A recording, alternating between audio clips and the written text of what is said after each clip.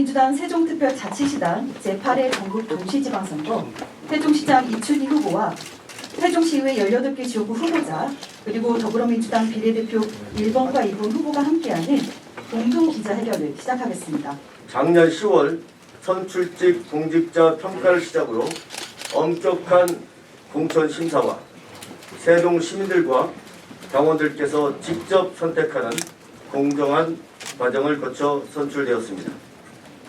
공천심사와 경선 과정에서 치열한 경쟁이 있었지만 이제는 우리 모두 더불어민주당이라는 이름 아래 원팀이 돼서 오직 시민만 생각하고 오직 세종시 발전만을 생각하며 지방선거에 임할 것입니다. 노무현 대통령이 꿈꿔온 국토 균형 발전의 출발과 시작이 바로 우리 세종시입니다. 저희 더불어민주당 세종시당은 그 가치가 훼손되지 않도록 정치와 정책 쇄신, 시민을 향한 태도를 개선하고 시대의 요구에 기민하게 대응하겠습니다.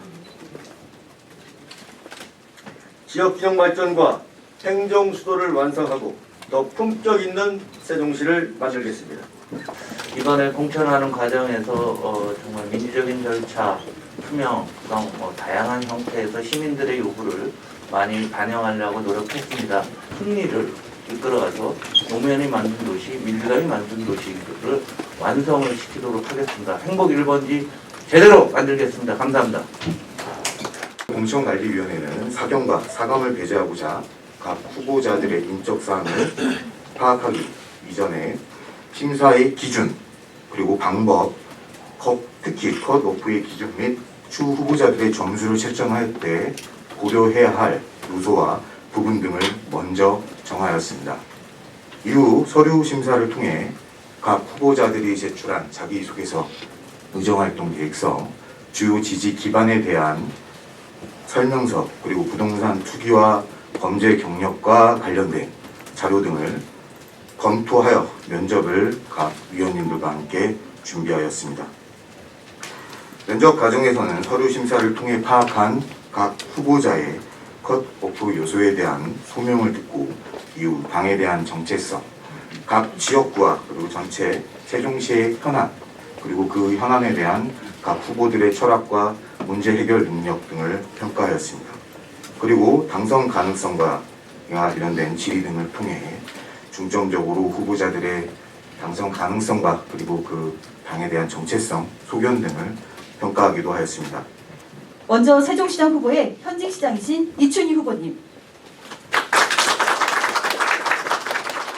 제1선거구의 박범종 후보, 맛있기는 유치원 1선거구 박범종입니다. 감사합니다.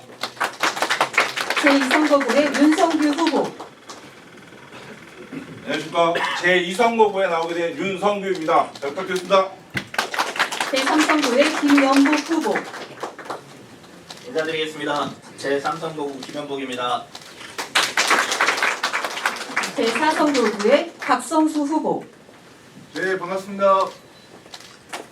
네, 세종의 옛 이름 연기, 그리고 서쪽부터 동쪽끝까지 비온 뒤 맑게 갠 하늘, 해밀 모두 다 살뜰히 챙기겠습니다. 감사합니다. 제5선거구의 김웅수 후보, 부선거구 김웅수. 제6선거구의 안신일 후보, 네, 반갑습니다. 마을의 한계를 넘어 장군과 한소를 책임지겠습니다. 감사합니다. 제7선거구의 박정선 후보,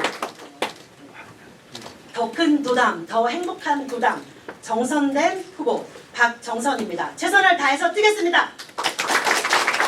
제8선거구의 이순열 후보, 반갑습니다. 세종의 소통하는 시의원 세종의 소시 이순열입니다. 열심히 하겠습니다. 반갑습니다. 제9선거구의 선병원 후보,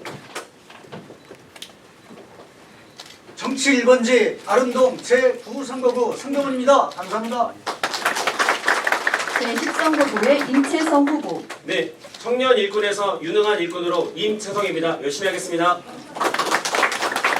제11선거구의 이현정 후보, 고운동 11선거구 고운당신 곁에 이현정입니다. 제12선거구의 김재영 후보. 안녕하십니까. 고운동을 높일 사람 12선거구 김재형입니다. 감사합니다. 제13선거구의 유인호 후보. 인사드리겠습니다. 제13선거구를 이번에 책임지게 될 더 좋은 보람을 만들 유인호입니다. 잘 부탁드리겠습니다. 제14선거구의 김현미 후보. 안녕하세요. 14선거구의 김현미입니다. 더 안전한 세종, 더 행복한 세종, 지속 가능한 세종을 만들기 위해서 따뜻한 정치로 겸손하게 행하겠습니다. 감사합니다. 제15선거구의 김영현 후보. 안녕하십니까. 제15선거구 김양현입니다. 세종특별자치 신부름권이라는 슬로건을 받고 시민들 곁에서 항상 열심히 최선을 다하도록 하겠습니다. 감사합니다. 제16선거구의 김현옥 후보. 안녕하세요. 16선거구 새롬동 후보 김현옥입니다. 수준 높은 시민 속으로 내 삶을 바꾸는 시의원 김현옥, 새롬동을 반드시 지켜내겠습니다. 고맙습니다. 네, 제17선거구 나성동 김효숙입니다. 함께하는 적용정치 필승하겠습니다. 감사합니다. 네, 제18선거구의 박난희 후보. 안녕하십니까. 으뜸다정 공감정치 제18선거구 박난희입니다. 열심히 하겠습니다. 비례대표 1번 여미전 후보.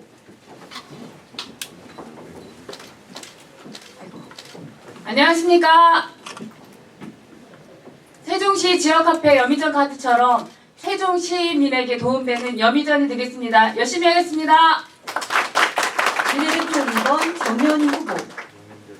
안녕하십니까. 비례 2번 정연희입니다. 번호에 관계없이 세종이 승리할 수 있도록 열심히 뒷받침하겠습니다. 감사합니다.